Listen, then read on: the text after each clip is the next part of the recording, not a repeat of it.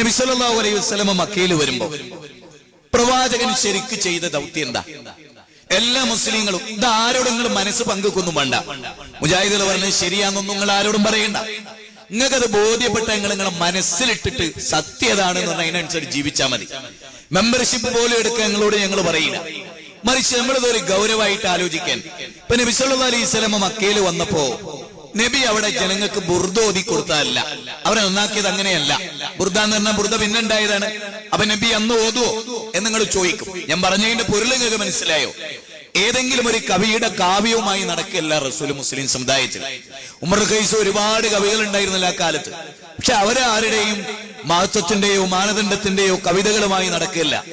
മാത്രമല്ല റസൂലുള്ളാഹിനെ വിമർശിക്കാൻ നബി ഒരു കവിയല്ല, നബി ഒരു കവിയല്ല എന്ന് പറഞ്ഞുകൊണ്ട് ഖുർആൻ പരിചയപ്പെടുത്താൻ അള്ളാഹുവിന്റെ എല്ലാവരും അംഗീകരിച്ച ഒരു പോയിന്റ് ആണല്ലോ.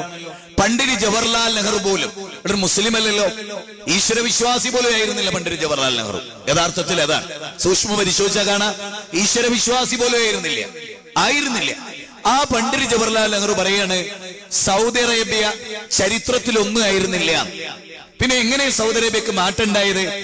ലോക ചരിത്രത്തിൽ തുല്യതയില്ലാത്ത സംസ്കാരമുള്ള ഒരു ജനതയാക്കി അള്ളാഹുവിന്റെ റസൂൽ അവരെ മാറ്റി എന്ന് Pandit Jawaharlal Nehru glimpses of world ഹിസ്റ്ററിയുടെ 1ാം വോള്യത്തിൽ 195 മുതൽ 206 വരെയുള്ള പേജുകളിൽ പറയണം. അതിന് അദ്ദേഹം പറഞ്ഞ 2 കാരണം. ഒന്ന്, വിശുദ്ധ ഖുർആൻ ശരിക്ക് പഠിപ്പിച്ചു കൊടുത്ത് അതിനനുസരിച്ച് മാതൃക കാണിച്ചിട്ടാണ് ആ ജനത മാറിയത്. ഇപ്പൊ ഖുർആനിലെ പല ആയത്തുകളിൽ നിങ്ങൾക്ക് കാണാം വൈൻ കാനോ മിൻ ഖബല ലഫീ ളലാലിൻ മുബീൻ. ഒന്ന് ആലോചിച്ചു നോക്കെ യുവാക്കളെ, ഈ മരവട്ടം ജംഗ്ഷനിലുള്ള മുജാഹിദുകളൊന്നും നിങ്ങൾ അംഗീകരിക്കണ്ട. പക്ഷേ അള്ളാന്റെ ഖുർആൻ ഒരു ചെവി കൊടുത്തൂടെ നമുക്ക്? നമ്മുടെ കയ്യിലുള്ള ഖുർആൻ നിങ്ങളുടെ കയ്യിലുള്ള, ഞങ്ങളുടെ കയ്യിലുള്ള ഖുർആൻ വേറെയാന്നൊക്കെ ദുർവ്യാഖ്യാനിക്കാറുണ്ട് ആളുകൾ. മുജാഹിദുകളുടെ കയ്യിലെ ഖുർആൻ വേറെയാണ്. പേരോട് ആ പൂനൂരിനടുത്ത് കോളിക്കൽ എന്ന് പറഞ്ഞൊരു സ്ഥലമുണ്ട്. അവിടെ മുജാഹിദുകൾക്ക് ഒരു പള്ളി വരുന്നതിന് മുമ്പ് ആ പള്ളിയിലേക്ക് പോകരുത് എന്ന് പറഞ്ഞ് വിലക്കി നടത്തിയ പ്രസംഗത്തിൽ അയാൾ പറഞ്ഞ കാര്യം, ഇവർക്ക് അല്ലല്ല, ഇവർക്ക് നബിയില്ല. എന്തിന്? ഇവരുടെ ഖുർആൻ പോലും നമ്മുടെ കയ്യിലുള്ള ഖുർആൻ അല്ല ജനങ്ങളെ. അങ്ങനെ വരെ പറഞ്ഞിട്ടുള്ള കൗമാണ് ഈ കൗം. നിങ്ങളുടെ കയ്യിലെ ഖുർആൻ ഞങ്ങളുടെ കയ്യിലെ വേണ്ട. ഇന്ന് സുന്നികൾ എന്ന് പറയുന്ന EKP സുന്നികൾ എന്ന് പറയുന്ന നിങ്ങളുടെ കയ്യിലൊരു ഖുർആൻ ഉണ്ടല്ലോ. ആ ഖുർആനിൽ ഞാൻ അധ്യായ നമ്പറും വചന നമ്പറും ഒക്കെ നിങ്ങൾക്ക് പറഞ്ഞുതരാം. നിങ്ങളെ ഖുർആൻ എടുത്ത് വെച്ച് നോക്കിയിട്ടെങ്കിലും ഒന്ന് നന്നാകാൻ ശ്രമിച്ചു നോക്കി. അപ്പൊ നിങ്ങൾക്ക് മനസ്സിലാവും എന്തെന്നറിയോ? വൈൻ കാനോ മിൻ ഖബല ലഫീ ളലാലിൻ മുബീൻ.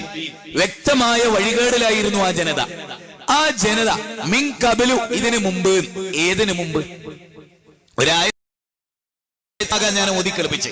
എന്തിനാ അവസാന ഭാഗം ഓതിക്കളിപ്പിച്ചെന്ന് പറഞ്ഞാൽ നിങ്ങൾക്ക് എളുപ്പത്തിൽ കാര്യങ്ങൾ മനസ്സിലാകാനാണ്. മുഹമ്മദ് നബി സല്ലല്ലാഹു അലൈഹി വസല്ലം വരുന്നതിന് മുമ്പ് ആ ജനത വ്യക്തമായ വഴികേടിലായിരുന്നു. ഇതാരാ പറയുന്നത്? അല്ല പറയാം. അള്ളാന്റെ ഗ്രന്ഥത്തിൽ എവിടെ? 3-ാം അധ്യായം സൂറത്തു ആൽ ഇംറാൻ 164-ാമത്തെ വചനം, 62-ാം അധ്യായം സൂറത്തു സഫ് 2-ാമത്തെ വചനം. തീർന്നില്ല. എങ്ങനെ ആ സമൂഹം നന്നാകണം അത് പറയണം. ഇബ്രാഹിം നബിയുടെ പ്രാർത്ഥന പോലും എന്താണ്? റബ്ബന വബഅസ ഫീഹിം റസൂല. അല്ലാഹ് ഈ മക്കക്കാർക്ക് വേണ്ടി ഒരു നബിയെ നീ നിയോഗിച്ചു കൊടുക്കണം, ഈ നാട്ടുകാർക്ക് വേണ്ടി. ആ നബിയുടെ ദൗത്യം എന്തായിരിക്കണം? വയുസക്കീഹിം. ആ നബി അവരെ സംസ്കരിക്കണം. നോക്കേ, ആ നബി അവർക്ക് ഏറ്റവും നല്ല സംസ്കാരം ഉണ്ടാക്കി കൊടുക്കണം. ആ സംസ്കാരം അവർക്ക് എങ്ങനെ ഉണ്ടാവുക? അതിന് നബി ഉപയോഗിച്ച ആയുധം എന്താകണം? യത്ലു അലൈഹിം ആയാതിഹി വയുസക്കീഹിം വയുഅല്ലിമുഹുൽ കിതാബ വൽ ഹിക്മ. കണ്ടോ ആ ആയത്തിന്റെ ഒരു പൊരുൾ? കണ്ടോ എങ്ങനെയാ അവരെ നന്നായത്? നബി അവരെ ഏറ്റവും നല്ല മനുഷ്യന്മാരാക്കി എന്നുള്ളതിലെ മുസ്ലിങ്ങൾക്ക് ആർക്കും ഒരു അഭിപ്രായമില്ല. ആ മുസ്ലിങ്ങൾക്കും ഇല്ല. അത് നബീന്റെ വചനായിരുന്നു. ഖുർആൻ ദൈവികമല്ല, അത് പ്രവാചകന്റെ കഴിവാണ് എന്നേ നിരീശ്വരവാദികളും ഭൗതികവാദികളും ഇതര മതവിശ്വാസികളും ഒക്കെ വിശ്വസിക്കുന്ന കാര്യം. എന്നാൽ മുസ്ലിങ്ങളെ സംബന്ധിച്ചിടത്തോളം അങ്ങനെയാണോ? അങ്ങനെയല്ലല്ലോ. നബി സല്ലല്ലാഹു അലൈഹി വസല്ലം ഖുർആൻ ഓതിയെടു കൊടുത്തു. നിരന്തരമായ ഖുർആനോത്ത്. അതാണ് നബി അങ്ങാടിയിലെ ജനങ്ങളെ എങ്ങനെ നന്നാക്കിയത്? യത്ലു അലൈഹിം ആയാതിഹി. അള്ളാന്റെ ആയത്തുകൾ അവർക്ക് ഓതി കേൾപ്പിച്ചു. അതെ, ഖുർആനും സുന്നത്തും പഠിപ്പിച്ചു കൊടുത്തു. നിരന്തരമായ പഠിപ്പിക്കൽ. ഖുർആൻ ഓതി ഇങ്ങനെ കേൾപ്പിച്ചപ്പോ അവരെ കണ്ണു നിറഞ്ഞു. നിങ്ങൾക്കറിയാലോ, പല സ്വഹാബിമാരും കരഞ്ഞു. അബൂജഹൽ ഏറ്റവും വലിയ ശത്രുവായിരുന്നില്ലേ ഖുർആന്റെ? നമ്മൾ ഇതൊക്കെ ഒന്ന് മനസ്സിലാക്കണ്ടേ. ഈ അബൂജഹൽ പോലും അബൂ സുഫിയാനോട് പറയാ, നമ്മൾ ഖുർആൻ കേൾക്കരുത്, നമ്മളായിട്ട് അനുയായികൾക്ക് ഒരു മാതൃക കാണിച്ചു കൊടുക്കരുത്. അതുകൊണ്ട് നമ്മൾ തീരുമാനിക്കാം, മുഹമ്മദ് ഖുർആൻ ഓതുമ്പോ കേൾക്കൂല.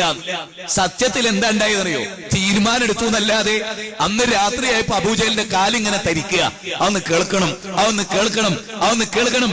എന്നിട്ട് അബൂജഹൽ ഈ ഇരുട്ടത്ത് ലോകത്താരും കാണാതെ മെല്ലെ മെല്ലെ റസൂലുള്ളാഹിന്റെ വീടിന്റെ അടുത്ത് പതുങ്ങി പിന്നിൽ ഇങ്ങനെ ഇരിക്കുക. അങ്ങനെ ഇരുന്ന് പതുങ്ങി പതുങ്ങി ചെന്നപ്പോ ഒട്ടും തന്നെ ഒറ്റ മുട്ടല്. നോക്കുമ്പോ അബൂ സുഫിയാൻ രണ്ടാള് വെച്ചിരിക്കണ്. ഇങ്ങനെ ഇസ്ലാമിന്റെ ഏറ്റവും വലിയ ശത്രുവായ അബൂജഹലും രണ്ടാം ശത്രുവായ അബൂ സുഫിയാനും പിന്നെ റളിയല്ലാഹു അൻഹു, അബൂ സുഫിയാൻ റളിയല്ലാഹു അൻഹുവാണ്. നമുക്കറിയാലോ, ഇവർ രണ്ടുപേരും പലതവണ തീരുമാനിക്കുകയാണ്, എന്നാ ഇനി നാളെ എന്തായാലും കേൾക്കരുത്. എന്നിട്ടും കേട്ടുപോവുകയാണ്, എന്നിട്ടും കേൾക്കുകയാണ്. ഇപ്പൊ മുജാഹിദുകളുടെ പ്രസംഗം ഒരു നാട്ടിലെടുക്കുകയാണെ ഉസ്താദുമാർക്ക് അപ്പം വയറ്റുന്നു. അപ്പൊ എന്താ വേറൊന്നുമില്ല, ഒരു പ്രസംഗം ഒരാൾ നടത്തിയണ്ടല്ലോ, ഉസ്താദിന് പിന്നെ നിക്കക്കള്ളി ഉണ്ടാവും. അതെന്തുകൊണ്ട്? ഞങ്ങളുടെ കയ്യിലെ 2 ആയുധങ്ങൾ വല്ലാതെ പേടിക്കുന്നു, വല്ലാതെ പേടിക്കുന്നു, ഭയങ്കരമായി പേടിക്കുന്നു. ആയത്ത് നമ്പറും വചന നമ്പറും ഒക്കെ പറയുന്നതിൽ നിങ്ങൾ പേടിക്കുക.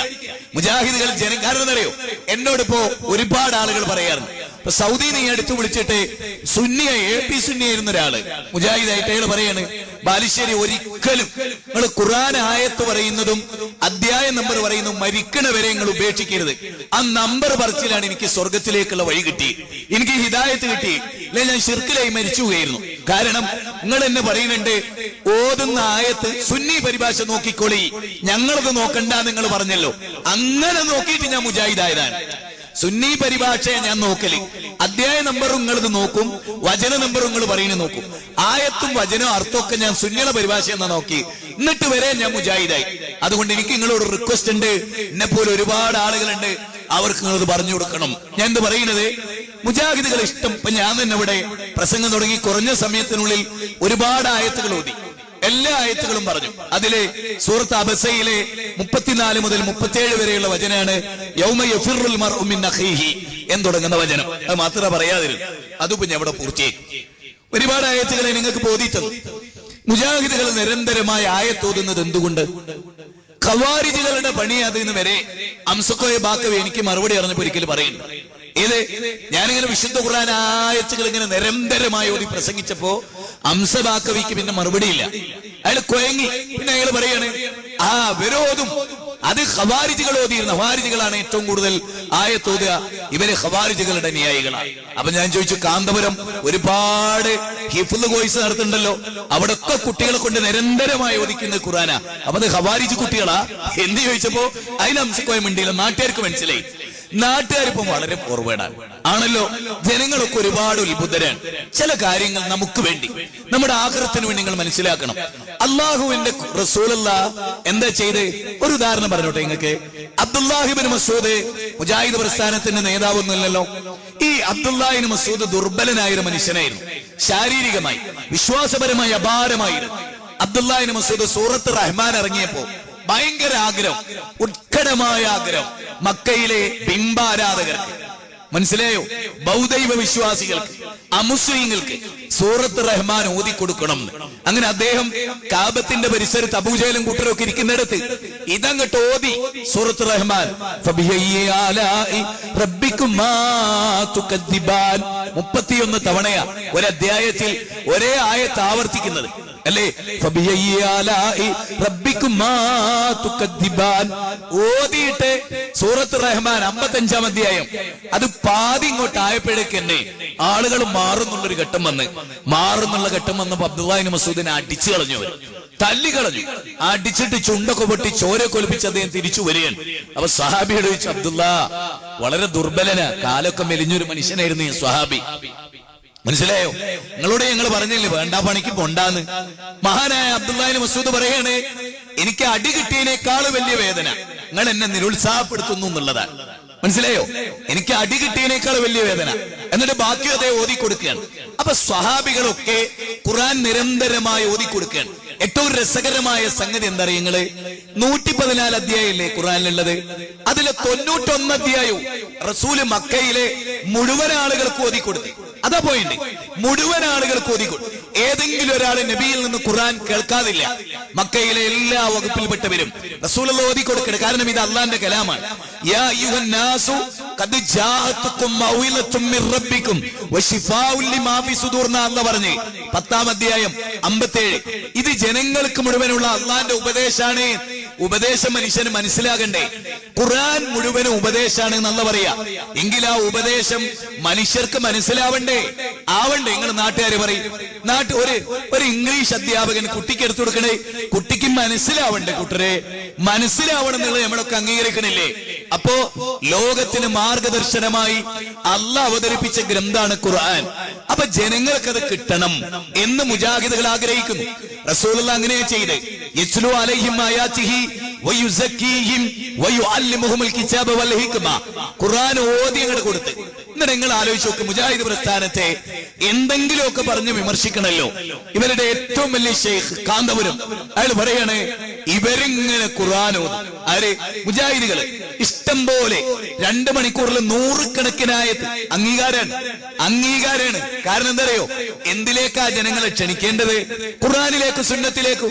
കാന്തപുരം പറയണെന്ത്? മുജാഹിദുകൾ 2 മണിക്കൂർ കിട്ടിയ 100 കണക്കിനായ തോന്നുന്നു. വേറൊരാളല്ല. ഇനി അതിനേക്കാൾ വലിയൊരു പടച്ചോയെ AP സുന്നക്ക് വേറല്ല. അതിന്റെ തായാണ് അള്ളാഹ്, അതിന്റെ തായാണ് ജിബ്രീൽ, അതിന്റെയും തായാണ് മുഹമ്മദ് നബി. സത്യം. AP സുന്നികളെ സംബന്ധിച്ചിടത്തോളം അള്ളയും റസൂലും ഒക്കെ എഴുതിയതാ. കാന്തപുരം റസൂലാന്ന് വരെ എഴുതിയിട്ടുണ്ട്. നിങ്ങൾ മനസ്സിലാക്കണം. അത്ര വരെ ഈ കൗമെത്തിയിട്ടുണ്ട്. അവിടെ നിങ്ങളെല്ലാം മനസ്സിലാക്കുക, മുജാഹിദ് പ്രസ്ഥാനം 100 കണക്കിന് ആയത്തോതുന്നു. മനസ്സിലായോ? എന്നിട്ട് അതിന്റെ അധ്യായ നമ്പറും വചന നമ്പറും ഒക്കെ പറയും. നമ്മളോ സുന്നികളോ നമ്മൾ 2 മണിക്കൂർ പ്രസംഗിച്ചാൽ 1-2 ആയത്ത്, ബാക്കിയൊക്കെ ഇമാമിങ്ങളുടെ കൗല്, ചരിത്രം, അതിന്റെ അങ്ങക്കുള്ള ദുരന്തവും. നേരെ മറിച്ച് നബി സല്ലല്ലാഹു അലൈഹി വസല്ലമയും സഹാബത്തും എന്ത് ചെയ്തത്? ഖുർആൻ ഓതിക്കൊടുത്ത് നന്നാക്കി ജനങ്ങളെ.